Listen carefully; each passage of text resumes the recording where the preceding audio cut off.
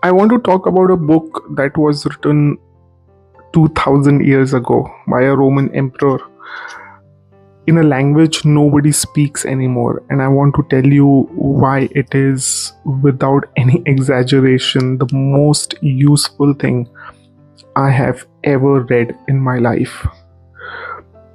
I have spent about 18 years in a corporate job, JP Morgan, Accenture, working as a associate vice president right now. I have sat in boardrooms, I have navigated office politics, managed large teams, delivered under pressure. None of that prepared me for the moment when my life fell apart. But this book, Marcus Aurelius' Meditations, somehow did. I found meditations during one of the hardest periods of my life. I was going through my divorce. My father had just passed away. And I was sitting with the enormous, impossible instruction my father gave me during his last conversation with me. Take care of everyone. And he said few more things. But that sentence, take care of everyone, just shattered me and stayed with me. I was reading because reading has always been how I process things. I have always turned to books when I don't know where to find answers. And I came across Meditations, a Roman emperor, Marcus Aurelius, who led one of the most powerful empires in history while dealing with war, loss, betrayal, illness, and the weight of responsibility for millions of people. He wasn't writing for an audience, he was writing private notes to himself, reminders, things he needed to hear on his hardest days. And when I read them, I felt like they had been written for me. And now, after 4 years of reading this book, and I turn back to this book multiple times, I feel that this book is written for every person who is going through some struggle in their life. And that's the value of this video. Not because my life is comparable to running an empire, but because an internal struggle he described, the weight of responsibility, the desire of control, the noise of other people's opinion, the fear of failure, those were my struggles. Exactly the struggles that every single person goes through. A man who died in 180 AD had somehow articulated the inside of my mind better than I could ever explain. That was the moment I understood what philosophy is actually for. Not for academics, not for debate. It is purely for living, for experiencing, for the days when life is genuinely hard. Today, I want to share 3 lessons from Stoicism, from Meditations specifically, that changed how I live, not in theory, in practice, every single day. Lesson number 1, control the controllables. The foundation idea in Stoicism, the one everything else builds on, is the dichotomy of control. There are things within your control, and then there are things which are outside of it. The entire Stoic project is about learning to distinguish between the two and investing your energy only in what you can actually govern. Marcus Aurelius wrote about this constantly. It runs through the entire book, Meditations. One of the quote says, "You have power over your mind, not outside events." Realize this and you will find strength. When I first read that, I had to put the book down because I realized I had spent decades doing the exact opposite. I was spending enormous amount of energy trying to control things that were never mine to control. What people thought of me, how situations would unfold, whether people would be disappointed. I was exhausted, not from my workload, from the invisible work of trying to manage everything outside my control.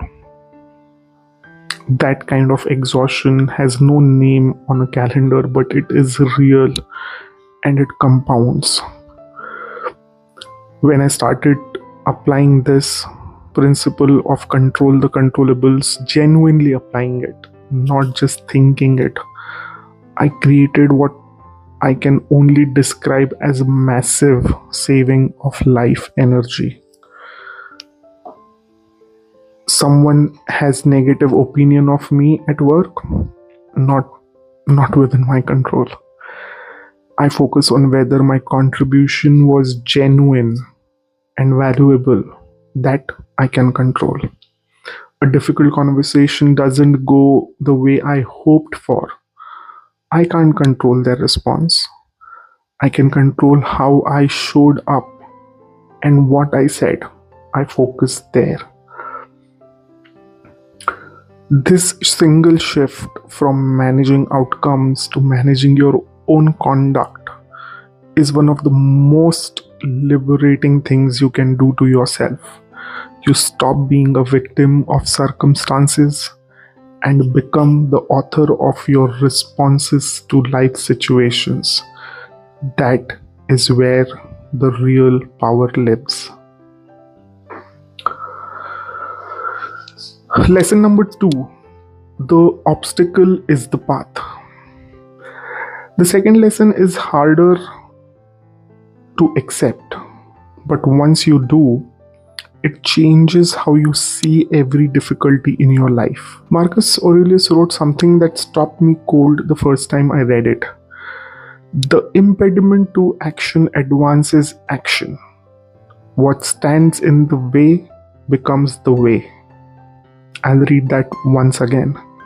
The impediment to action advances action. What stands in the way becomes the way. What stands in the way becomes the way. For most of my life, I treated obstacles as interruptions, things that delayed the real journey, the divorce, an interruption, the grief, an interruption, the professional setbacks, interruptions, any loss financially in any investments, interruptions. But Stoicism reframes this completely. The obstacle is not in the way of your growth, it is your growth. The difficulty is not delaying your development, it is your development. It is your development. You cannot build resilience without resistance. When I look back at hardest part of my life, losing my father, the divorce, the identity crisis that followed, I can see now that all of it was building something in me that 18 years of professional success never could have. Well, I'm not demeaning whatever my professional career taught me. I have tremendous value to what I have achieved professionally. However, it built self-awareness, this so-called interruptions. It built self-awareness, it built genuine humility, it built the capacity to sit with discomfort instead of running from it. I'm not grateful that those things happened. I'm not going to pretend the pain was easy. But I am clear that who I am today, the version of me that I am today, can have this conversation with you. It has forged me with difficulty, not despite it, because of it, right? Whatever you're facing right now, the thing that feels like something is blocking your path, I want to offer you this reframe. You're not stuck. You're not being prepared. The question is not how do I get around this? The question is, what is this teaching me? Lesson number 3, you're not your thoughts, you are the observer. The third lesson is one I wish I had understood 20 years ago. For most of my life, I was at the mercy of my own thoughts. A difficult meeting would end and my mind would replay it for hours. Somehow, tone in an email would spiral into a whole story about what they think of me. Have I done well? An uncertain situation at home would generate an entire catastrophic narrative in my head. I thought this was just how I was wired, sensitive, analytical, always processing, always thinking, always overthinking. The first rule is to keep an untroubled spirit. The second is to look things in the face and know them for what they are. Marcus Aurelius understood something modern neuroscience has only recently caught up to. You are not your thoughts, you are the one watching your thoughts. How you observe it. And once you understand that, you are no longer trapped inside your repetitive thoughts. I started practicing this when a difficult thought came. Instead of immediately absorbing it, instead of letting it become my reality, I would observe it, name it. Is this thought true? Is it useful? Is it within my control? Most of the time, the answer to at least one of the questions was always a no. This practice of pausing between a thought and a response is where you emotionally start feeling the freedom, where your emotional freedom lives. You cannot stop thoughts from arising, but you can choose which one you give your attention to. That choice, this choice made consistently over time, is the entire work of building a growth mindset. At work, this changed everything for me. I stopped letting a tense email or a conversation ruin my morning or my day. I stopped letting a difficult colleague or a peer take up space in my head rent free.